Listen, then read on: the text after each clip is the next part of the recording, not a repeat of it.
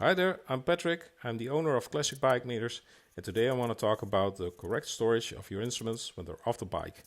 Well, let me tell you, this isn't it. They should never be face down, they should be faced up. And this is why.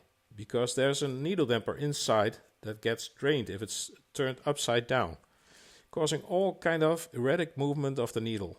And here is a perfect example of an instrument that has been stored incorrectly.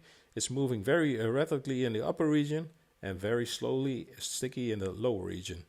Now this needs to be fixed. Here I have an instrument that has been serviced by me and it has a full damper now and it's moving like it should. It's just fully cleaned. So if yours is in need of a service, then contact me. I serve customers worldwide. Thank you for watching.